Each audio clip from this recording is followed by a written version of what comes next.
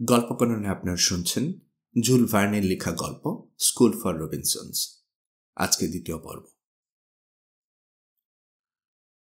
Montgomery স্ট্রিটে তার যে অট্টালিকা, সেটার বিশালত্ব আর সৌন্দর্যের দিক থেকে যে কোনো রাজপ্রাসাদকেও হার মানাবে। বৈঠকখানায় ঢুকলেন কল্লেরূপ। ঘরে তখনও পিয়ানো বাজছে। ঢুকে মনে মনে বলল, ওরা দুজনেই দেখছে আছে, ভালোই হলো। যাই, খানজিস্কিকে ব্যাপারটা জানাই, তারপর ওদের সঙ্গে আলাপ করা যাবে। অফিসে এসে স্পেন্সার আইল্যান্ড কেনা সংক্রান্ত তুচ্ছ খবরটা কর্মচারীদের জানালেন তিনি। হাত ব্যাগে কিছু দলিল আছে, সেগুলো স্ট্যাম্প সেটে সিলমোহর লাগিয়ে দিলেই দ্বীপটা তার হয়ে যাবে। বাকি থাকবে শুধু 2-4টা লাইন লিখে ব্যাপারটা তার দালালকে জানানো। অফিস থেকে যখন বেরোলেন, গোটা ব্যাপারটা মন থেকে তার আগেই ঝেড়ে ফেলে দিয়েছেন। বৈঠকখানায় তখনও বসে আছে ওরা দুজন। মেয়েটি পিয়ানো বাজাচ্ছে, ছেলেটি সোফায় আধশোয়া অবস্থায়, চেহারায় কেমন একটা উদাস ভাব। শুনেছ ঠিকই, কিন্তু সুরটা কি ধরতে পারছ? মেয়েটা জিজ্ঞেস করল। তাহলে বলেই ফেলি ফিনা। বুড়ো রবিন গ্রে, এর সুর এর মতো ভালো আগে কখনো বাজাওনি তুমি। না গ্রডফে, হলো না, আমি সুখী মুহূর্ত বাজাচ্ছি। ও হ্যাঁ, তাই তো, দুঃখিত, এবার মনে পড়েছে। গডফ্রে সত্যি সত্যি অন্যমনস্ক হয়ে আছে। কাতর দৃষ্টিতে তার দিকে তাকিয়ে থাকলো ফিনা। গডফ্রে সাহস করে ওর দিকে তাকাচ্ছে না। মেয়েটির নাম ফিনা হলানে। সে কল্লিরূপের পালিত কন্যা। একেবারে সেই শিশুকাল থেকে কল্লিরূপেই ওকে মানুষ করেছেন, লেখাপড়া শিখিয়েছেন। মাত্র 16 বছর বয়স ফিনার। রূপ সৌন্দর্য অসাধারণ কিছু না হলেও অবশ্যই রূপসী বলতে হবে। মেয়েটির বয়স কম হলে কি হবে, সাংসারিক বুদ্ধি অত্যন্ত প্রখর। সেজন্য মাঝে মাঝে লোকে তাকে ভুল বোঝে, স্বার্থপর মনে করে। এই বয়সের মেয়েরা স্বপ্ন দেখতে ভালোবাসে, কিন্তু ফিনা ব্যতিক্রম। রাতে ঘুমের মধ্যে যদিও বা 2-1টা দেখে, দিবাস্বপ্ন কখনো দেখে না। এই মুহূর্তে ফিনা ঘুমোচ্ছে না, এমনকি ঘুমাবার কোনো ইচ্ছাও ওর নেই। গডফ্রে ডাকলো ও। বলো। জানো তুমি এখন কোথায়? তোমার কাছে, এই ঘরে। না গডফ্রে, তুমি এই ঘরে বা আমার কাছে কোথাও নেই। তুমি অনেক দূরে চলে গেছ। কি ঠিক বলিনি? উত্তরের অপেক্ষায় না থেকে পিয়ানোর বিষণ্ণ একটা সুর তুলল মেয়েটা। ওর এই সুর কল্লেরূপের ভাগ্নে গডফ্রের কাছে কেমন যেন অচেনা আর দুর্বোধ্য লাগল। গডফ্রের মা কল্লেরূপের বোন।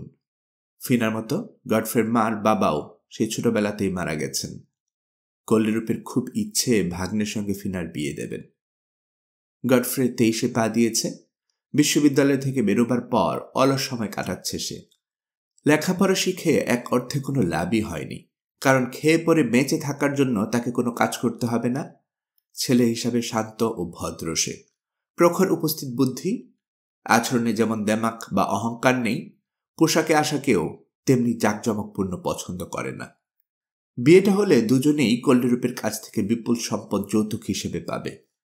পরস্পরকে ওরা ভালোবাসে কি না সে প্রশ্ন এখানে অবান্তর, কারণ কল্লেরূপের কথার উপর কথা বলবে এত সাহসকার। তিনি চান খুব শীঘ্রই বিয়েটা দেবেন, আর এখানে একটু ঝামেলা দেখা দিয়েছে। গডফ্রে ভাবছে, বিয়ে করার বয়স এখনো তার হয়নি। বিবাহ একটা গুরুদায়িত্ব, তা কাঁধে নেওয়ার মতো যোগ্যতা এখনো সে অর্জন করেনি। তবে বিয়ের ব্যাপারে এখনো কেউ তার মতামত জানতে চায়নি। তা চাইলে অনেক কথাই বলার আছে তার। লেখাপড়া শেষ করার পর থেকে জীবনটা বড় একঘেয়ে লাগছে গডফ্রের। কিছু না চাইতেই সব পেয়ে যাওয়া যার ভাগ্য, জীবনটা তার কাছে বিরক্তিকর তো লাগবেই। সে ছোটবেলা থেকে প্রবল আগ্রহ ছিল বিশ্ব ভ্রমণে বেরোবে সে, অথচ সান ফ্রান্সিসকো ছাড়া এখনো তার কিছুই চেনা হলো না। দুনিয়াটা 2-4 বার ঘুরে দেখতে অসুবিধে কি? কিন্তু সান ফ্রান্সিসকো ছেড়ে দূরে কোথাও যাবার অনুমতি নেই তার। কাজেই দুধের স্বাদ ঘোলে মেটানোর চেষ্টা করছে সে। যেখানে যা পাওয়া যায় ভ্রমণ কাহিনী পড়ছে। মার্কো পোলোর পিছু নিয়েছে, দেখে এসেছে কুবলাই খানের দরবার। ক্রিস্টোফার কলম্বাসের সঙ্গে থেকে আবিষ্কার করেছে আমেরিকা। ক্যাপ্টেন কুকের সঙ্গে প্রশান্ত মহাসাগরেও গেছে, আর গেছে অবাচিতে দুমুদুর্বিয়র সঙ্গে। গডফ্রের খুব ইচ্ছে তাকে সঙ্গে না নিয়ে ভ্রমণকারীরা যেসব দেশে গেছেন সেসব দেশে অন্তত একবার করে বেরিয়ে আসবে সে। বিশ্ব ভ্রমণে বেরোলে ঝুঁকি নিতে হয়, জানে গডফ্রে। তা নিয়ে তার কোনো আপত্তি নেই। নৌযুদ্ধে অংশগ্রহণ করবে সে, জলদস্যুদের সঙ্গে লড়বে, জাহাজ ডুবির ঘটনা ঘটলে সাঁতারকে তীরে পৌঁছানোর চেষ্টা করবে। নির্জন কোনো দ্বীপে কয়েক বছর একা কাটিয়ে দিতে হলেও রাজি সে। আলেকজান্ডার সেলকার্ক বা রবিনসন ক্রুসোর মতো। হ্যাঁ, যে যাই বলুক, রবিনসন ক্রুসোই সে হতে চায়। ড্যানিয়েল ডিফো আর জোয়ান ওয়েস পড়ার পর এই ইচ্ছাটাই তার মধ্যে প্রবল হয়ে উঠেছে। অথচ ঠিক এই সময়ে মামা কিনা তার বিয়ে দেওয়ার জন্য উঠে পড়ে লেগেছেন। ফিনা ওরফে ভাবি মিসেস গডফ্রে মর্গানকে নিয়ে কি আর রবিনসন ক্রুসো হওয়া সম্ভব? যেতেই যদি হয় একাই যেতে হবে তাকে। ফিনাকে সঙ্গে নেওয়ার প্রশ্নই ওঠে না। স্ত্রীকে রেখে যাবার অনুমতি যদি না পায়, এখন তাহলে তার বিয়ে করা চলে না? কে না জানে যে বিয়ে মানেই শিকল। দুনিয়াটা একবার ঘুরে দেখে আসুক, তারপর বিয়ে হলে ক্ষতি কি? এটাই গডফ্রের অন্য মনস্কতার কারণ। ফিনার কথা শুনে সোফা ছেড়ে পায়াচারি শুরু করল সে, আর ঠিক তখনই ঘরে ঢুকলেন কল্লেরূপ। ঢুকে বললেন, তাহলে এবার একটা তারিখ ঠিক করতেই হবে।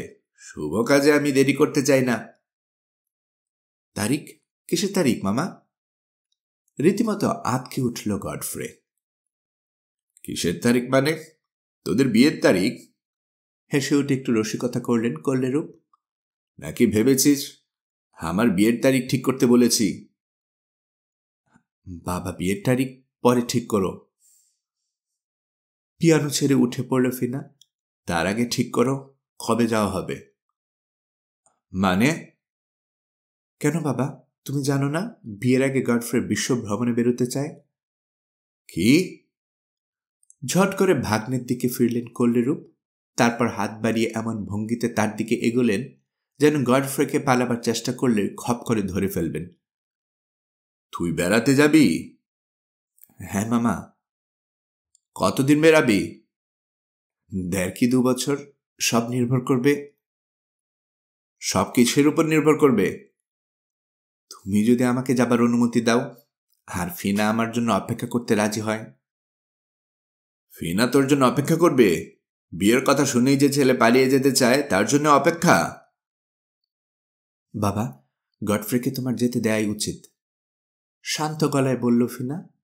আমি অনেক চিন্তা ভাবনা করে দেখেছি। আমার চেয়ে ওর বয়স বেশি হলে কি হবে? দুনিয়াদারি সম্পর্কে ওর কোনো অভিজ্ঞতা নেই, তাই ছেলে মানুষও যায়নি। বেড়ালে পরিণত হয় ও। দুনিয়াটা দেখে আসতে চাইছে, আসুক না দেখে। সব দেখার পর যদি ফিরে আসতে মন চায় আসবে, আমি তো থাকবই। এসব তুই কি বলছিস? কল্লেরূপ হতভম্ব। খাঁচা খুলে পাখিটাকে ছেড়ে দিতে চাইছিস? হ্যাঁ, মাত্র 2 বছরের জন্যে। এই 2 বছর তুই ওর জন্য অপেক্ষা করবি? 2 বছর যদি ধৈর্য ধরতে না পারি, তাহলে আর ওকে ভালোবাসলাম কি? বলে আবারও পিয়ানো গিয়ে বসল ফিনা। কাঠ হয়ে এক জায়গায় দাঁড়িয়ে আছে গডফ্রে। তার মাথাটা ধরে আলোর দিকে ফেরালেন কল্লেরূপ। ভাগ্নের চেহারাটা অনেকক্ষণ ধরে খুঁটিয়ে দেখলেন। সত্যি তুই যেতে চাইছিস গডফ্রে? সত্যি? গডফ্রে নয়, পিয়ানো থেকে জবাব দিল ফিনা। হ্যাঁ বাবা, সত্যি যেতে চাইছে ও।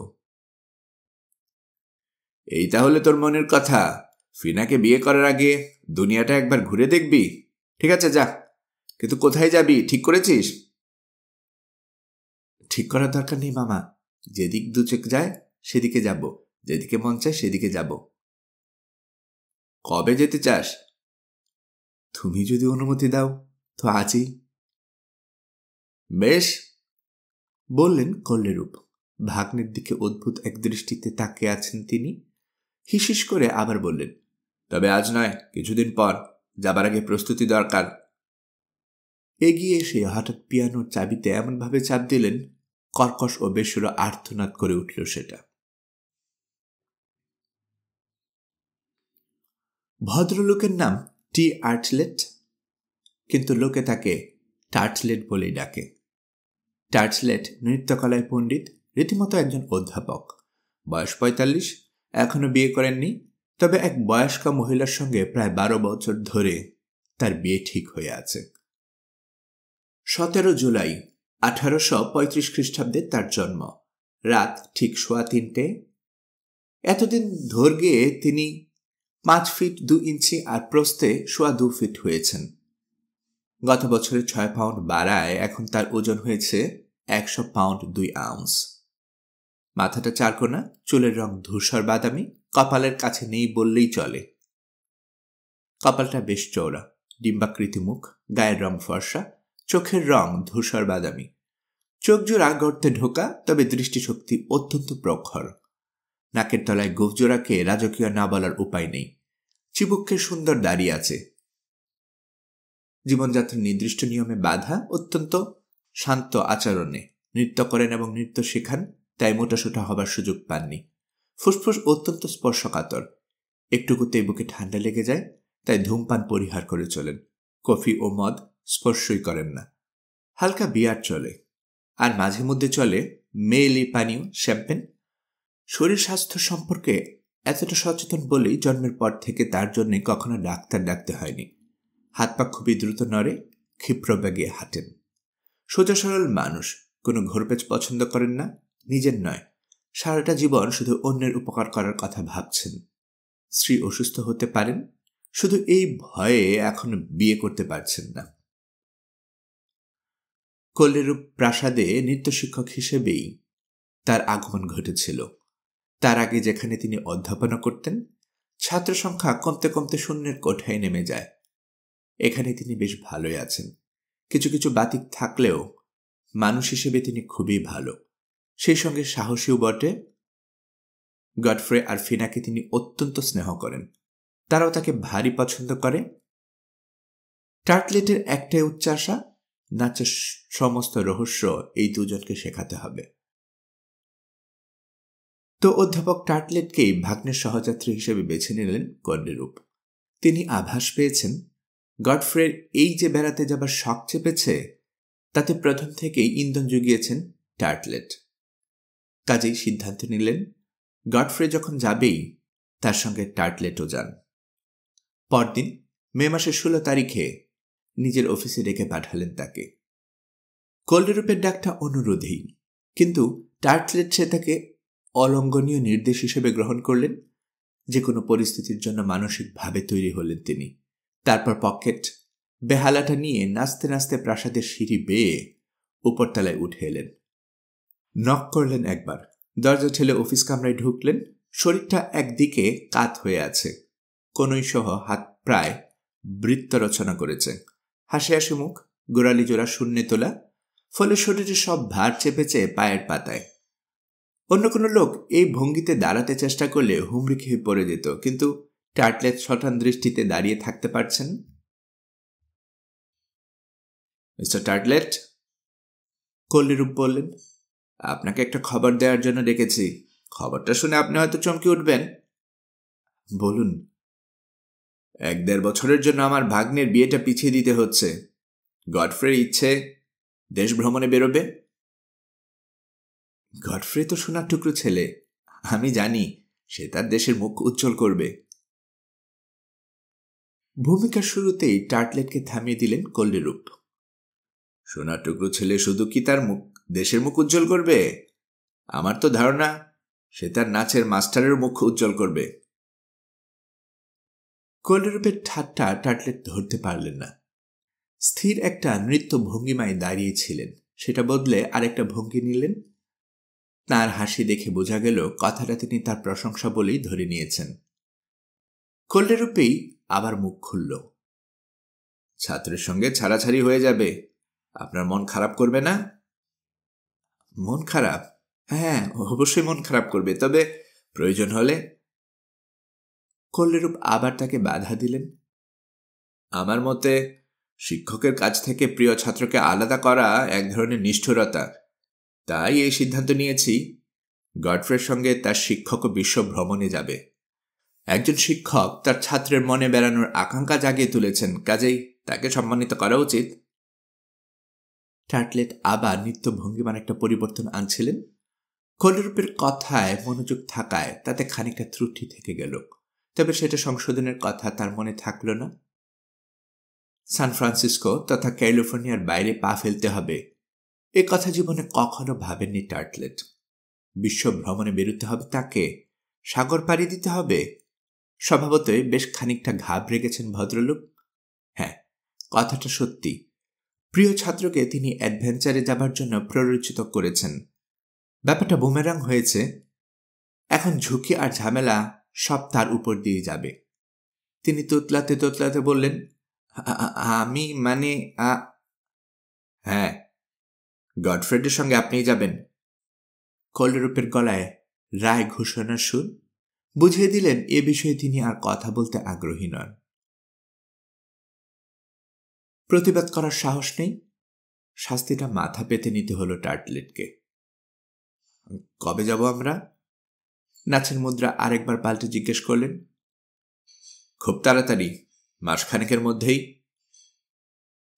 তা প্রথমে কোথায় যাব?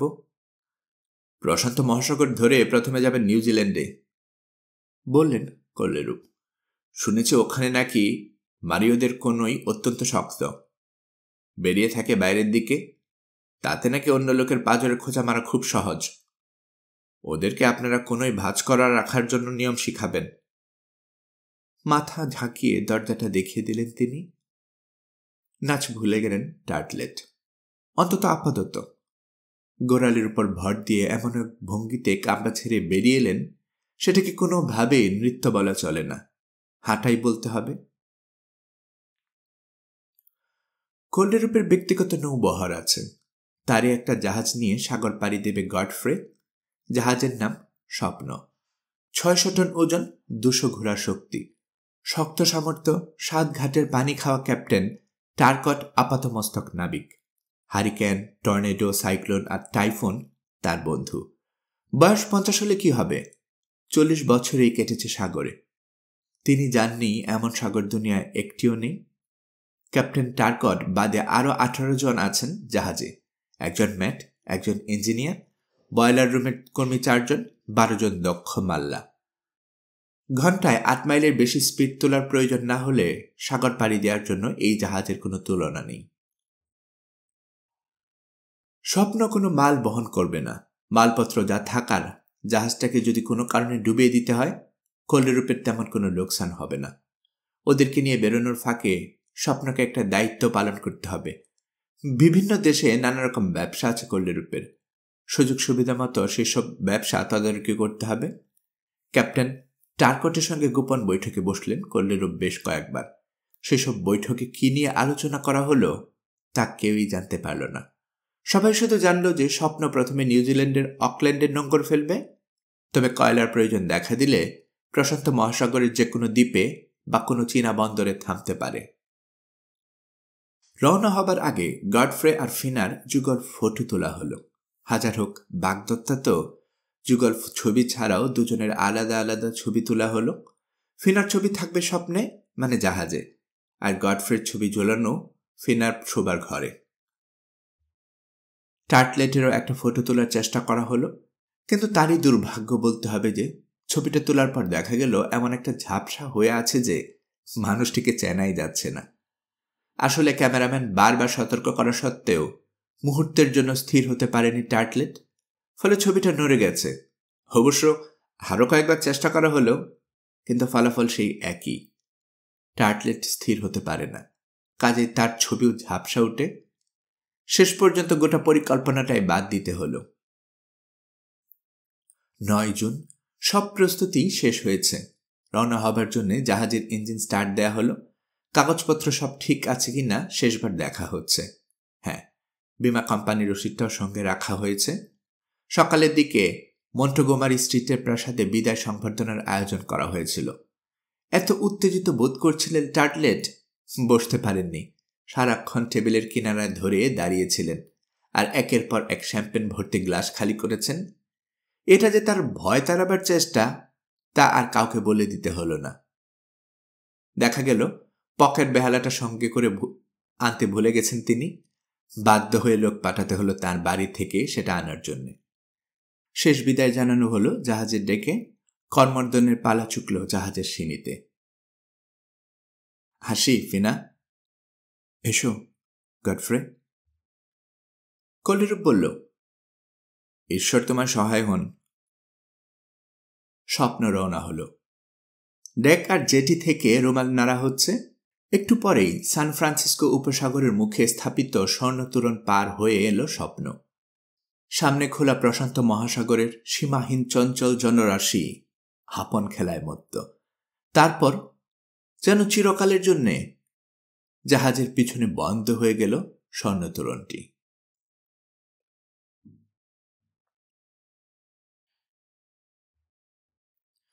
আরাম আয়েশের কোনো অভাব নেই জাহাজে। নিজের কেবিনের যেদিকে সবচেয়ে বেশি আলো পড়ে সেদিকে দেয়ালে ফিনার ফটোটা ঝুলিয়েছে গডফ্রে। বিছানাটা তার বিশাল দোলনা। বাথরুমটা কেবিন সংলগ্ন। কেবিনে লেখাপড়ার জন্য একটা টেবিল দেয়া হয়েছে। কাপড় চোপড় রাখার জন্য একটা ওয়ার্ড্রবও আছে। এত রকম সুযোগ সুবিধে পেলে সারা জীবনে সে বেরিয়ে কাটাতে পারে। গডফ্রের মনে ফুর্তি আর ধরে না। দিনগুলো তার বড়ই আনন্দে কাটছে। কিন্তু টার্টলেটের দিনকাল তেমন ভালো যাচ্ছে না। গডফ্রের কেবিন থেকে তার কেবিন খুব একটা দূরে নয়, তবে আকারে তারটা বেশ ছোট। বিছানাটা খুব শক্ত। কেবিনে মাত্র 6 বর্গ গজ মেঝে।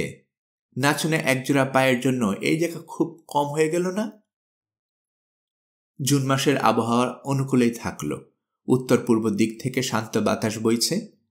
ক্যাপ্টেন টারকট পুরোদমে ইঞ্জিন চালিয়ে ফুল স্পিড তুললেন। তারপর ওড়ালেন সবগুলো পাল। রাজহাঁসের মতো দ্রুত বেগে পানি কেটে চলছে স্বপ্ন। সাগর শান্ত থাকায় সি সিকনেস কাউকে কাবু করতে পারল না। দেখতে দেখতে মার্কিন উপকূল দিগন্তের আড়ালে হারিয়ে গেল। প্রথম দুদিন উল্লেখ করার মতো কিছুই ঘটল না। সূর্য যখন মধ্যরেখায় পেরোয়, রোজই ক্যাপ্টেন টারকট তার খাতায় সমস্ত তথ্য টুকে রাখেন। তারপর মেটকে নিয়ে নিজের কেবিনে ঢুকে দরজা বন্ধ করে দেন। বদ্ধ ঘরের ভেতর ফিসফাস করেন তারা। কি বিষয়ে গোপন আলোচনা হয় বোঝা যায় না। কেবিন থেকে বেরিয়ে এলে দেখা যায় দুজনেই দুশ্চিন্তায় কাহিল হয়ে পড়েছেন। কিন্তু কি নিয়ে তাদের এত উদ্বেগ তা কাউকে বলেন না। গডফ্রে অবশ্য এসব কিছুই খেয়াল করেন না। জাহাজ চালানো সম্পর্কে তার কোনো অভিজ্ঞতা নেই, কিন্তু ক্যাপ্টেন আর জাহাজের আচরণের মাল্লারা খুবই বিস্মিত হল। রওনা হবার পর 1 সপ্তাহের মধ্যে আবহাওয়া যখন শান্ত এবং স্বাভাবিক, পরপর কয়েক রাত চুপি চুপি বদলে দেয়া হলো জাহাজের গতিপথ। ব্যাপারটা অত্যন্ত রহস্যময়, অথচ ক্যাপ্টেন বা ম্যাটের কাছ থেকে এর কোনো ব্যাখ্যা পাওয়া গেল না। তারপর 12 তারিখে জাহাজের অপ্রত্যাশিত একটা ঘটনা ঘটল। তখন সকাল। এক টেবিলে নাস্তা খেতে বসেছেন ক্যাপ্টেন টারকট, ম্যাট এবং গডফ্রে। হঠাৎ ডেক থেকে একটা গোলযোগের আওয়াজ ভেসে এলো। এক মুহূর্ত পর ডাইনিং রুমের দরজায় দরাম করে খুলে গেল। দোরগোড়ায় এসে দাঁড়িয়েছে একজন মাল্লা। সে চিৎকার করে বলল, ক্যাপ্টেন টারকট। টেবিল ছেড়ে ঝট করে দাঁড়িয়ে পড়লেন ক্যাপ্টেন। কি ব্যাপার? জাহাজে একজন চীনাকে পাওয়া গেছে। কি বললে? জাহাজে চীনা ম্যান? হ্যাঁ ক্যাপ্টেন, জলজান্ত এক চীনা লোক। অদ্ভুত ব্যাপার, লোকটা জাহাজে খুলে লুকিয়েছিল। হঠাৎ আমরা তাকে দেখতে পেয়েছি। এ কি করে সম্ভব? একটা লোক জাহাজের খুলে লুকিয়ে থাকলো অথচ আমরা জানতেই পারলাম না। কিভাবে জানতে পারবো? লোকটা লুকিয়েছিল পাটাতনের তলায়। ব্যাটাকে তাহলে সাগরের তলায় চালান করে দাও। কঠিন সুরে নির্দেশ দিল ক্যাপ্টেন টারকট। মাল্লা লোকটার চোখ বড় বড় করে মাথা ঝাঁকালো, বলল, জি হুজুর, আপনার নির্দেশ মতোই কাজ হবে। ক্যালিফোর্নিয়ার লোকজন চীনাদের 2 চোখে দেখতে পারে না। চীনদের সম্পর্কেও তাদের বিতৃষ্ণা প্রবল। মাল্লা লোকটা ক্যাপ্টেনের নির্দেশ খুশি মনে পালন করবে। তবে মাল্লার পিছু নিয়ে ক্যাপ্টেন টারকট সেই মুহূর্তে জাহাজের ফোরক্যাসেলের দিকে ছুটে এলেন ব্যাপারটা সরেজমিনে তদন্ত করার জন্যে। তার সঙ্গে থাকল ম্যাট ও গডফ্রে। ইতিমধ্যে 2-3 জন খালাসি চীনা লোকটার হাতে হাতকড়া পরিয়ে দিয়েছে। বেচারাকে একা পেয়ে 2-4টা কিল ঘুষি মারতে ছাড়ছেও না। লোকটার বয়স খুব বেশি হলে 40 হবে। সুঠাম স্বাস্থ্য, চোখে মুখে বুদ্ধির দীপ্তি। হাব ভাব দেখে বোঝা যায় লোকটা চটপটে। তবে আলো বাতাসহীন খুপড়িতে কয়েকদিন থাকায় বেশ কাহিল হয়ে পড়েছে। ক্যাপ্টেনের নির্দেশে খালাসিরা তাকে ছেড়ে দিল। লোকটাকে তিনি প্রশ্ন করলেন, কে তুমি? তোমার পরিচয় কি? আমি সূর্য সন্তান। নাম বলো। আমার নাম শেংভু। লোকটা বলল, চীনা ভাষায় শেংভু অর্থ যে বাঁচে না। ব্যাখ্যা করো, এই জাহাজে তুমি কি করছো? চেয়েছিলাম আপনাদের জাহাজে চড়ে সাগর পাড়ি দেব। ম্লান সুরে বলল শেংভু, আমি কারো কোনো ক্ষতি করিনি। জাহাজ ছাড়ার আগেই খোলের মধ্যে লুকিয়েছিলে, তাই না? জি হুজুর। বিনা পয়সায় যুক্তরাষ্ট্র থেকে চীন দেশে যাবার মতলব? হুজুর যদি দয়া করে নিয়ে যান। কিন্তু যদি দয়া না করি, যদি বলি, ওহে হলুদ ওরাংওটাং, তুমি সাঁতার কেটে নিজের দেশে ফিরে যাও? যদি আমাকে সাগরে ফেলে দেন, সেই চেষ্টাই করতে হবে আমাকে, বলল শেংভু। তবে তাতে সলিল সমাধি ঘটবার সম্ভাবনাই বেশি। তুমি বোধহয় চাইছো আমরা তোমাকে সাগরে ফেলে দেই, যাতে শাস্তিটা এড়িয়ে যেতে পারো। ক্যাপ্টেন টারকট গম্ভীর হলেন। কিন্তু আমি তোমাকে এত সহজে পার পেতে দেব না। এই পর্যায়ে ব্যাপারটায় নাক গলালো গডফ্রে। সে যুক্তি দিল, স্বপ্নে একজন চীনা থাকার কথার অর্থ হল ক্যালিফোর্নিয়ার একজন চীনা কম থাকা। তারপর সে জিজ্ঞেস করল, ক্যাপ্টেন, আপনার কি মনে হয় না যে ক্যালিফোর্নিয়ার চীনাদের সংখ্যা এমনিতেই খুব বেশি? হ্যাঁ, খুব বেশি। কাজেই এই লোকটা যখন স্বেচ্ছায় ক্যালিফোর্নিয়া ত্যাগ করছে, ওকে আমাদের সাহায্য করা উচিত। ইচ্ছে করলে ওকে আমরা সাংহাই বন্দরে অনায়াসে নামিয়ে দিতে পারি। যুক্তরাষ্ট্রে চীনাদের সংখ্যা এত বেড়ে গেছে যে ব্যাপারটা নিয়ে মার্কিনরা রীতিমতো আতঙ্কিত। গডফ্রেডের প্রস্তাব ক্যাপ্টেন টারকট অগত্যা রাজি হয়ে গেলেন। এরপর শেংভুকে জেরা করা হলো। সান ফ্রান্সিসকোয় ফরাসিদের অনেক থিয়েটার আছে। শেংভু এরকম একটা থিয়েটারে অভিনয় করে। সে আসলে কৌতুক অভিনেতা, কিন্তু লোক হাসিয়ে পেট ভরলেও মনটা দেশে ফেরার জন্য আকুলি বিকুলি শুরু করেছিল। সেজন্য গোপনে এই জাহাজে উঠে লুকিয়ে থাকে সে। আশা ছিল কারো চোখে ধরা না পড়ে চীন দেশে পৌঁছাতে পারবে। সঙ্গে খাবার দাবার ছিল, সেসব ফুরিয়ে গেলে জাহাজে খাবার চুরি করে খেত। ধরা পড়েছে ঠিকই, কিন্তু তার অপরাধ এমন গুরুতর নয় যে মৃত্যুদণ্ড দেয়া যেতে পারে। শেংভুর সাজা মাফ করে যাওয়ায় এখন আর তাকে খোলের ভেতর লুকিয়ে থাকতে হবে না। ডেকে তার থাকার ব্যবস্থা হলো। তবে সে কারো সঙ্গে বিশেষ কথাবার্তা বলে না। মাঝে মাল্লাদের পারতপক্ষে এড়িয়ে চলে, খায়ও নিজের খাবারই। পরবর্তী 3 দিন তাপমাত্রা শুধু নামতেই থাকলো। আবহাওয়াও খামখেয়ালি শুরু করেছে। হঠাৎ ঝমঝম বৃষ্টি, আবার কখনো বা এলোমেলো মাতাল বাতাস। বাতাসের দিকও বদলে গেছে, দক্ষিণ পশ্চিমে ছুটছে এখন। সুযোগ বুঝে বেয়ারা হয়ে উঠেছে ঢেউগুলো। স্বপ্নকে মাঝে মধ্যেই ফেনার মাথায় তুলে ধরছে, পর মুহূর্তে আবার সবেগে নামিয়ে আনছে 2 জলহস্তির মধ্যবর্তী গভীর খাদে। এলোমেলো মাতাল বাতাসে পালগুলো কোনো কাজে আসছে না, ওগুলো খুলে রাখা হয়েছে। স্বপ্ন এগোবার চেষ্টা করছে পুরোপুরি ইঞ্জিনের ঘাড়ে চেপে। ক্যাপ্টেন ইঞ্জিনটাকে পুরোদমে চালাতে নিষেধ করলেন, কারণ বয়লার উপর বেশি চাপ পড়লে সমস্যা হতে পারে। এরকম আবহাওয়ায় স্বপ্ন ভাঙছে না, তবে খুব ঝাঁকি খাচ্ছে। জাহাজের অবিরাম দোল হাসি মুখে মেনে নিল গডফ্রে। এরই মধ্যে সাগরকে ভালোবেসে ফেলেছে সে। কাজেই এক আটটু অত্যাচার সহ্য করতে তার কোনো আপত্তি নেই। কিন্তু অধ্যাপক টার্টলেটের দৃষ্টিতে সাগর হল পরম শত্রু। ঢেউ আর বাতাস স্বপ্নকে নিয়ে যত বেশি খেলছে, টার্টলেটও তার সঙ্গে পাল্লা দিয়ে অসুস্থ হয়ে পড়ছেন। তার দীর্ঘকালের অভ্যাস নৃত্যের তালে তালে পা ফেলে হাঁটাচলা করা, কিন্তু অশান্ত সাগরে সচল কোনো জাহাজের ডেকে সেভাবে পা ফেলা সম্ভব নয়।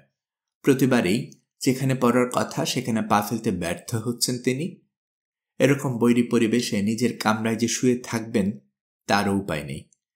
জাহাজের এই দুলনি তাকে এমন অস্বস্তির মধ্যে ফেলে দিচ্ছে যে কোথাও তিনি স্থির হয়ে শুতে বা বসতে পারছেন না। এ এক অদ্ভুত উভয় সংকটই বটে। না তিনি স্থির হতে পারেন, না অস্থির হতে। নিজের কামরায় দাঁড়িয়ে ভয় পাচ্ছেন তিনি, এবার নির্ঘাত জ্ঞান হারিয়ে ফেলবেন। অস্তিত্ব বিপন্ন হলে মানুষ অদ্ভুত কাণ্ড করে। টার্টলেট নিজের কেবিন থেকে ডেকে আশ্রয় পাবার আশায় ছুটে এলেন, কিন্তু এখানে আসার পর দেখা গেল জাহাজ যখন যেদিকে কাত হচ্ছে তিনিও সেদিকে গড়াচ্ছেন। ভালো করে একবার এদিকে যাচ্ছেন, একবার ওদিকে যাচ্ছেন। এভাবে গড়াতে থাকলে প্রাণবায়ুকে বেশিক্ষণ শরীরের ভেতর রাখা যাবে না। এটা উপলব্ধি করে একদিকের রেলিংয়ে আঁকড়ে ধরার চেষ্টা করলেন টার্টলেট। তাতে ব্যর্থ হয়ে শেষ চেষ্টা হিসেবে হাত বাড়ালেন দড়ি ধরার দিকে, কিন্তু সেগুলো হাত থেকে একসময় ছুটে গেল।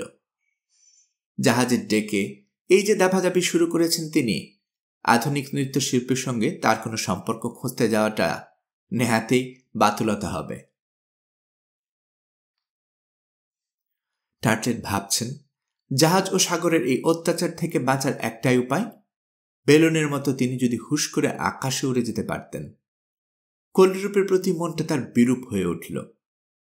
এ তার খামখেয়ালি ছাড়া কি? এত থাকতে একজন নৃত্য শিক্ষককে ভাগ্নের সহযাত্রী করে পাঠিয়েছেন। দিনে অন্তত 20-25 বার ক্যাপ্টেন টার্কটকে প্রশ্ন করছেন তিনি, এই বিচ্ছিরি আবহাওয়া কতদিন থাকবে? ঠিক বলতে পারছি না, নির্লিপ্ত স্বরে জবাব দেন ক্যাপ্টেন। সত্যি কথা বলতে কি, ব্যারোমিটারের ভাবসাব আমার সুবিধের মনে হচ্ছে না। খুব তাড়াতাড়ি মানে 2-1 দিনের মধ্যে ডাঙ্গায় পৌঁছানোর ব্যবস্থা করা যায় না? কাতর কণ্ঠে জানতে চাইল টার্টলেট। কি বললেন? 2-1 দিনের মধ্যে ডাঙ্গায় পৌঁছাতে চান? তিক্ত হাসি ফুটল ক্যাপ্টেনের মুখে। ও বুঝেছি, আপনি আমার সঙ্গে ঠাট্টা করছেন। সাগরের দিকে তাকিয়ে একটা দীর্ঘশ্বাস ফেললেন টার্টলেট। হায়, অথচ একই লোকে প্রশান্ত মহাসাগর বলে। টার্টলেট শুধু যে সি সিকনেসে আক্রান্ত হয়েছেন তা নয়, তিনি জলাতঙ্কেও ভুগছেন।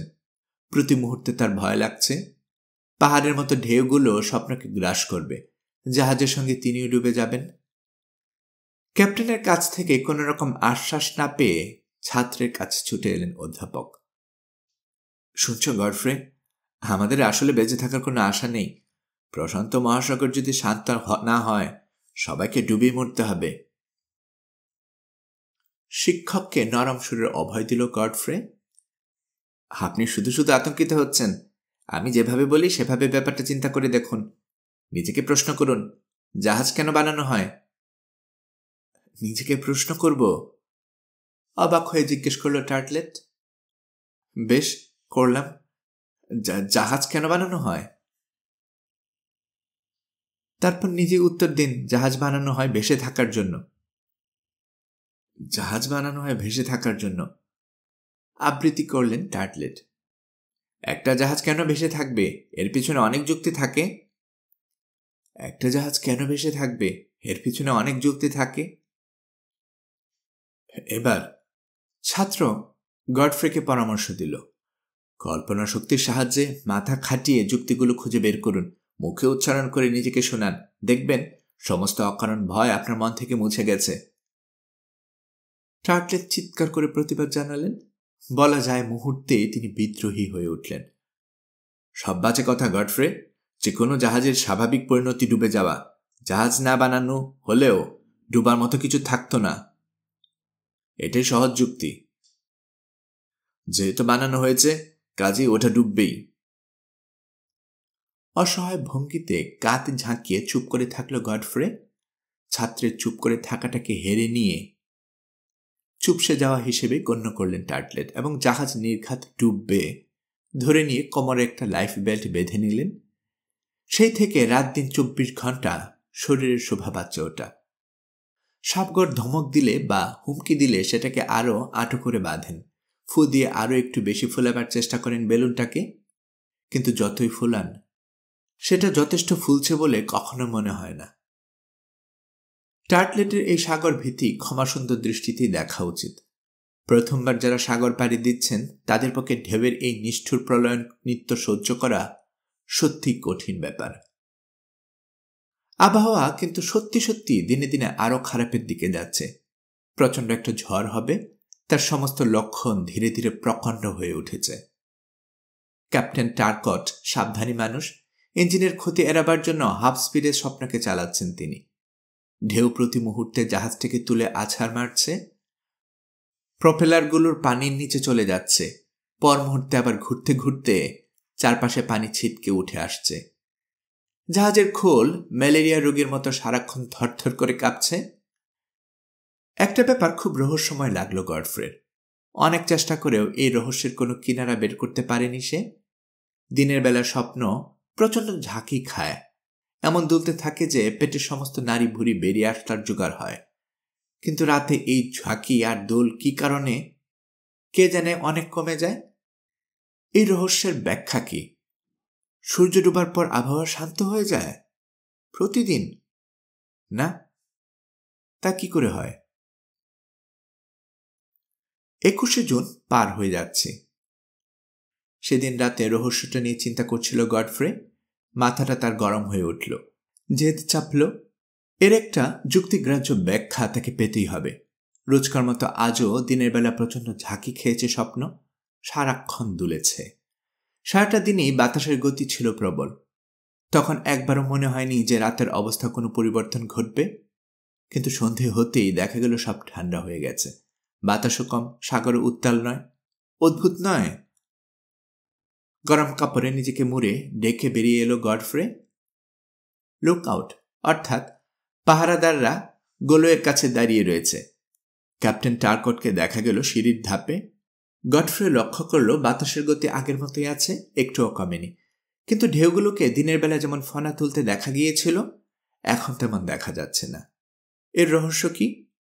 গডফ্রের জন্য অবশ্য আরও একটা বিষয় অপেক্ষা করছিল। সে দেখল জাহাজের চিমনি থেকে ওঠা ধোঁয়া একটা রেখা তৈরি করে পেছন দিকে সরে যাচ্ছে। তার মানে কি বাতাস দিক বদল করেছে? আপন মনে বিড়বিড় করল গডফ্রে। ক্যাপ্টেনের দিকে এগোলো সে। ক্যাপ্টেন? ক্যাপ্টেন টারকট প্রথমে গডফ্রেকে দেখতে পায়নি। হঠাৎ তাকে একেবারে গায়ের কাছে দেখে একটু যেন বিরক্তই হলেন। আপনি মিস্টার গডফ্রে, এত রাতে খোলা ডেকে? হ্যাঁ ক্যাপ্টেন টারকট, আমি জানতে চাই। কি? প্রশ্নটা যেন বোমার মতো বিস্ফোরিত হল। আমি জানতে চাই, বাতাস কি হঠাৎ দিক বদলেছে? না তো মিস্টার গডফ্রে। সঙ্গে সঙ্গে কর্কশ সুরে জবাব দিলেন টারকট। অবশ্যই বাতাস দিক বদলায়নি, তবে এটুকু বলতে পারি যে প্রচণ্ড একটা ঝড় আসছে। বাতাস দিক বদলায়নি ঠিক জানেন? তাহলে চিমনির ধোঁয়া জাহাজের পিছন দিকে ছুটছে কেন? পিছন দিকে ছুটছে? কেমন যেন থতমত খেয়ে গেলেন ক্যাপ্টেন টারকট। ও হ্যাঁ, যেন এই প্রথম ব্যাপারটা খেয়াল করলেন তিনি। রীতিমতো বিচলিত দেখালো তাকে। কিন্তু ধোঁয়া পিছন দিকে যাচ্ছে তো আমি কি করব? এতে আমার কোনো দোষ নেই। আপনার দোষ? আপনাকে কে দোষী করছে? আমি শুধু জানতে চাইছি ধোঁয়াটা পিছন দিকে যাচ্ছে কেন? কেন আবার? প্রচণ্ড একটা ঝড় আসছে, সেই ঝড়ের হাত থেকে বাঁচার জন্য জাহাজকে আমি উল্টো দিকে নিয়ে যাচ্ছি। সে কি? প্রায় আঁতকে উঠল গডফ্রে। তাহলে তো গন্তব্যে পৌঁছতে অনেক দেরি হয়ে যাবে আমাদের। তা একটু দেরি হবে বই কি, তবে সকালে যদি দেখি সাগর শান্ত হয়ে এসেছে, তাহলে আবার আগের মতো পশ্চিম দিকে জাহাজ চালাবো। হঠাৎ গম্ভীর হয়ে উঠলেন ক্যাপ্টেন। মিস্টার গডফ্রে, আপনি বরং নিজের কেবিনে ফিরে যান। আপনার জন্য সেটাই সব দিক থেকে ভালো হবে। আমি আপনার ভালো চাই, তাই আমার পরামর্শ ফেলে দেবেন না। যান, কেবিনে সে ঘুমাবার চেষ্টা করুন। তা না হলে প্রায় চ্যালেঞ্জের সুরে জিজ্ঞেস করল গডফ্রে। তা না হলে কাল সকালে নড়ার শক্তিও পাবেন না, অন্তত কাহিল হয়ে পড়বেন। ক্যাপ্টেন ফনা নামাতে গডফ্রের আরও কথা বাড়ল না। ফিরে চলল কেবিনের দিকে। ফেরার সময় লক্ষ্য করল মেঘের মিছিল এত নিচে নেমে এসেছে যেন হাত বাড়ালে ছোঁয়া যাবে। পরিমরি করে ছুটল উল্টো দিকে। গডফ্রের মনে হলো ঝড় বোধহয় সত্যি একটা আসবে। তাড়াতাড়ি কেবিনে ঢুকে পড়ল সে। কিন্তু সারা রাত কোনো ঝড় এলো না। সকালে বাতাসের গতি বরং কমে গেল। দিক বদলে আবার পশ্চিমে ছুটছে স্বপ্ন। পরবর্তী 48 ঘন্টা এই অদ্ভুত ব্যাপারটা ঘটল। জাহাজ দিনে পশ্চিমমুখে ছোটে, রাতে ছুটে পূর্বমুখে। ব্যারোমিটারের কাঁটা সামান্য একটু উপর দিকে উঠেছে। আশা করা যায় আবহাওয়ার দ্রুত উন্নতি ঘটবে। বাতাসও বইতে শুরু করেছে উত্তরে। ঘটলেও তাই। 25 তারিখ সকাল 8টায় ডেকে এসে দাঁড়ালো গডফ্রে। উত্তর থেকে পূব দিকে বইছে বাতাস, মেঘের মিছিলগুলোকে খেদিয়ে নিয়ে যাচ্ছে। অকস্মাৎ চারদিকে আলোর বন্যায় ভাসিয়ে দিয়ে সূর্য বেরিয়ে এলো। সাগরের রং গাঢ় সবুজ। রোদ লেগে ঝিকিয়ে উঠল। প্রায় শান্ত ঢেউয়ের মাথায় সাদা ফেনার মুকুট। নিচের দিকে সবগুলো পাল টাঙিয়ে দিতেই বাতাসে ফুলে উঠল। চোখে দূরবীন। ম্যাট দাঁড়িয়ে আছে গোলয়ের কাছে। এগিয়ে এসে তার পাশে দাঁড়ালো গডফ্রে। কালকের চেয়ে আজকের দিনটা বেশ শান্ত, কি বলেন? জিজ্ঞেস করল সে। হ্যাঁ, মাথা ঝাঁকিয়ে সায় দিল ম্যাট। মিস্টার গডফ্রে, সাগরের শান্ত দিকটা সরে এসেছে আমরা। জাহাজ তাহলে তার নিজের পথ ধরে এগোচ্ছে? না, এখনো সেটা সম্ভব হচ্ছে না। মানে, কি বলতে চাইছেন আপনি? কেন, আপনি জানেন না মিস্টার গডফ্রে? কদিন কিরকম তীব্র বাতাস ছিল লক্ষ্য করেননি? বাতাসের ধাক্কায় অনেকটা উত্তর পূব দিকে সরে এসেছে জাহাজ। ঠিক পথ ধরতে হলে প্রথমে তো জানতে হবে এই মুহূর্তে কোথায় রয়েছে আমরা। তা জানা কি এখনো কঠিন? ভ্রু কোচকে বলল গডফ্রে। আকাশে সূর্য রয়েছে, আলোর তো কোনো অভাব নেই, দিগন্ত পরিষ্কার দেখা যাচ্ছে। এর একটা প্রশ্ন হলো এই মুহূর্তে কোথায় রয়েছি? সাগর কি এতটুকু একটা জিনিস যে আলো থাকলে বোঝা যাবে কোথায় রয়েছি? গডফ্রের অজ্ঞতা দেখে ম্যাট হাসল। সূর্য মাথার উপর উঠুক, তখন বোঝা যাবে ঠিক কোথায় আমাদের অবস্থান। সে অবস্থান জানার পরেই কেবল জাহাজ চালাবার হুকুম দেবেন ক্যাপ্টেন ডারকট। এই প্রথম খেয়াল করল গডফ্রে জাহাজ চলছে না। ঘাবড়ে গিয়ে সে জানতে চাইল, ক্যাপ্টেন কোথায়? তাকে কোথাও দেখছি না কেন? ক্যাপ্টেন? ক্যাপ্টেন নেই। নেই মানে? হা হয়ে গেল গডফ্রে। ও, আপনি তাহলে কিছুই জানেন না। আবার হাসল ম্যাট। লুকআউট রিপোর্ট করল। পূব দিকে বিশাল সব ঢেউ দেখা যাচ্ছে। শান্ত সাগরে বিশাল ঢেউ মানে হলো কাছাকাছি কোথাও সম্ভবত ডাঙ্গা আছে, অথচ মানচিত্রে ডাঙ্গার চিহ্ন মাত্র নেই। তাই স্টিম লঞ্চ নিয়ে দেখতে গেছেন ক্যাপ্টেন ডারকট। তার সঙ্গে 4 জন মাল্লাও আছে। কখন গেছেন তিনি? কতক্ষণ আগে? অনেকখানি তো হলো, ঘন্টা 2 কম হবে না? মুখ ভার করে গডফ্রে বলল, আমাকে একটু খবর দিতে পারতেন, তাহলে ওদের সঙ্গে আমিও যেতাম। আপনি হয়তো ঘুমাচ্ছিলেন মিস্টার গডফ্রে। ক্যাপ্টেন সম্ভবত আপনার ঘুম ভাঙাতে চায়নি। গডফ্রে জানতে চাইল, কোন দিকে গেছে লঞ্চটা? উত্তর পূবে। চোখে দূরবীন লাগিয়ে কি দেখছিলেন? লঞ্চটাকে খুঁজছিলাম, হ্যাঁ, কিন্তু দেখতে পাচ্ছি না। অনেক দূরে চলে গেছে কি না। ফিরতে কি দেরি হবে? না না, ক্যাপ্টেন দেরি করবেন না। সাগরের মেজাজ, সূর্যের অবস্থান ইত্যাদি ওনাকে তো সব সময় দেখতেই হবে। অবশ্যই দুপুরের আগে ফিরে আসবেন তিনি। একটা দূরবীন নিয়ে গোলয়ের একেবারে মাথার কাছে বসে পড়ল গডফ্রে। তাকেও সঙ্গে নেওয়া হয়নি, সেজন্য মন খারাপ ঠিকই, কিন্তু ক্যাপ্টেনের আচরণের পেছনে যুক্তি খুঁজে পাচ্ছে সে। বড় আকারের ঢেউ কেন উঠছে সেটা জানা খুব জরুরি। কাছাকাছি ডুবো পাহাড় থাকলে এরকম বড় ঢেউ উঠতে পারে। জাহাজের নিরাপত্তার দায়িত্ব যেহেতু ক্যাপ্টেনের, তাকে তো সব দেখতে হবে। 11:15 দিকে ফিরে এলো লঞ্চ। ক্যাপ্টেন জাহাজে পা দিতেই ছুটে গেল গডফ্রে। জিজ্ঞেস করল, কি দেখলেন ক্যাপ্টেন? হাসি মুখে ক্যাপ্টেন ডারকট বললেন, গুড মর্নিং মিস্টার গডফ্রে। আমি ঢেউগুলোর কথা জানতে চাইছি। ও, ঢেউগুলো? না, ব্যাপারটা ঠিক বোঝা গেল না। লুকআউট সম্ভবত ভুলই করেছে। এখন তাহলে আমরা নিজেদের পথে এগোবো?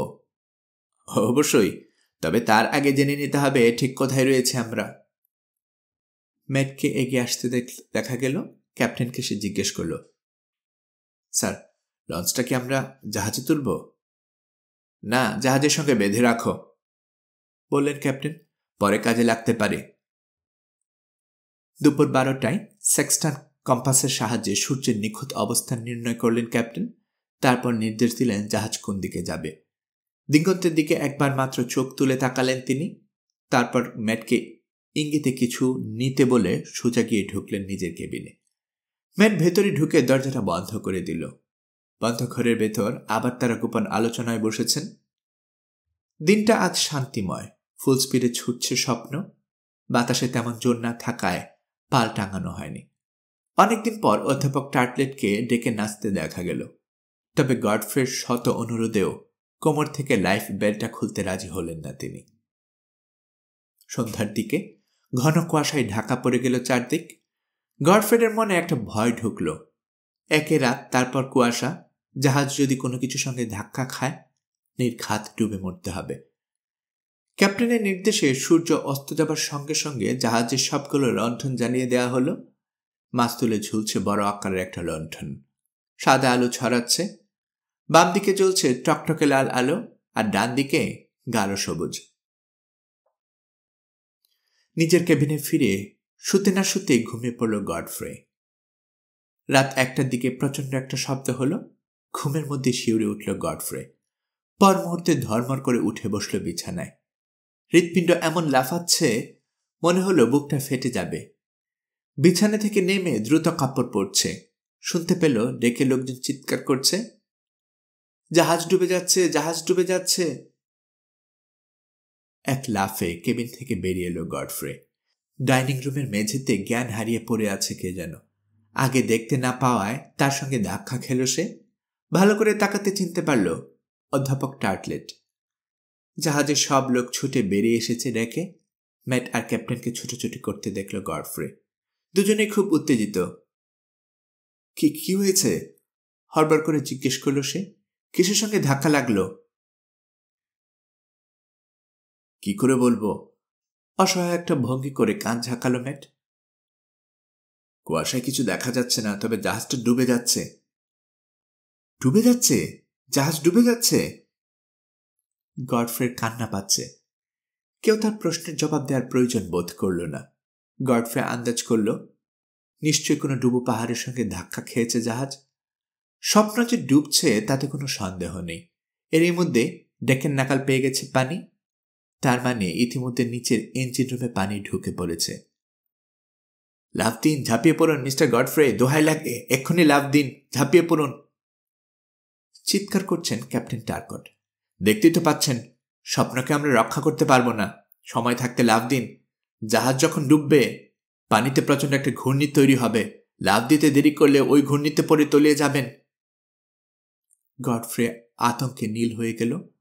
তবে নিজের কথা না ভেবে প্রথমে সে তার নৃত্য শিক্ষক অধ্যাপক টার্টলেটের কথা ভাবল। মিস্টার টার্টলেটের কি হবে? আপনি আর দেরি করবেন না, প্লিজ এক্ষুনি লাফ দিন, বললেন ক্যাপ্টেন। মিস্টার টার্টলেটকে আমি দেখছি, ডাঙ্গা খুব কাছেই, একটু সাঁতার কাটলেই পৌঁছে যাবেন। কিন্তু আপনার কি হবে? সবাই লাফ দিয়ে ডাঙ্গায় উঠবে, বললেন ক্যাপ্টেন। একা শুধু আমি যে শেষ পর্যন্ত জাহাজে থাকব? আমি ক্যাপ্টেন, কাজেই সব লোক নিরাপদে চলে যেতে পারলো কি না তা তো আমাকে দেখতে হবে। লাফ দিন, ঝাঁপিয়ে পড়ুন। গডফ্রে যে দক্ষ সাঁতারু, ক্যাপ্টেন টার্কটের তা ভালোই জানা আছে। সাঁতার জানলে কি হবে? এখনো ইতস্তত করছে গডফ্রে। ইতিমধ্যে ডেকে পানি উঠতে শুরু করেছে। ক্যাপ্টেন গডফ্রেকে ইতস্তত করতে দেখে উদ্বিগ্ন হয়ে উঠলেন। এগিয়ে এসে হঠাৎ তার পিঠে ধাক্কা দিলেন তিনি। এক ধাক্কাতেই সাগরে ছিটকে পড়ল গডফ্রে। ক্যাপ্টেন আসলে গডফ্রের উপকারই করলেন। আর একটু দেরি হলে জাহাজ ডুবির ফলে সৃষ্ট ঘূর্ণিবর্তে পড়ত গডফ্রে, সেই সঙ্গে তলিয়ে যেত সাগরের তলায়। পানিতে পড়ে ডুব সাঁতার শুরু করল সে। ঘূর্ণির নাগাল থেকে অনায়াসে দূরে সরে এলো। কয়েক মিনিট পরেই নাবিক আর মাল্লারা আর্তনাদ শুরু করল। সাদা, লাল, সবুজ জাহাজের সবগুলো লণ্ঠন নিভে গেল। সেই সঙ্গে গডফ্রের শেষ স্বপ্ন। সাদা, লাল, সবুজ জাহাজের সবগুলো লণ্ঠন নিভে গেল, সেই সঙ্গে গডফ্রের শেষ আশাও। স্বপ্ন ডুববে কি ডুববে না সে প্রসঙ্গ এখন বাসি হয়ে গেছে, কারণ পানির উপর সেটার আর কোনো চিহ্ন দেখা যাচ্ছে না। স্বপ্ন মিথ্যে হয়ে গেল, হারিয়ে গেল চিরকালের জন্য। খানিকটা সাঁতরাতেই ডাঙ্গার নাগাল পেল গডফ্রে। চারদিকে নিকষ কালো অন্ধকার, নিজের হাত পর্যন্ত দেখতে পাচ্ছে না। নিয়তি এ কোথায় তাকে টেনে নিয়ে এলো এত চিৎকার করে ডাকছে, অথচ কেউ সাড়া দিচ্ছে না কেন? এটা কি কোনো ডুবো পাহাড়ের চূড়া, নাকি কোনো দ্বীপ? ভয় পেল গডফ্রের সাহস হারালো না। অধ্যাপক টার্টলেট, ক্যাপ্টেন টার্কট আর ম্যাটের নাম ধরে চিৎকার করছে সে, কিন্তু ওরা কেউ সাড়া দিচ্ছে না। অন্ধকারের সাগরও দেখা যাচ্ছে না। তবে কি সে একা বেঁচে আছে? বাকি সবাই ডুবে গেছে জাহাজের সঙ্গে? ডাঙ্গায় ওঠার পর কোন দিকে যাবে বুঝতে পারছে না গডফ্রে। জানে কোনো সাড়া পাবে না, তবুও এখনো মাঝে মধ্যে ওদের নাম ধরে ডাকছে। গডফ্রে বুঝতে পারল সূর্য না ওঠা পর্যন্ত এখানে তাকে অপেক্ষা করতে হবে। গল্পকরণে এতক্ষণ আপনারা শুনছিলেন জুল ভার্নের লেখা গল্প স্কুল ফর রবিনসন্স এর দ্বিতীয় পর্ব। আমি নিয়মিতভাবে গল্প পাঠ করে আপনাদেরকে শোনাচ্ছি। গল্প পাঠ ভালো মনে করে থাকলে আমার এই গল্পটি আপনার বন্ধু-বান্ধব, প্রিয়জন সবার কাছে শেয়ার করবেন, তাতে করে তারা এই গল্পটি শোনার সুযোগ পাবে। আপনারা ভালো থাকবেন সেই প্রত্যাশা এখানে বিদায় নিচ্ছে।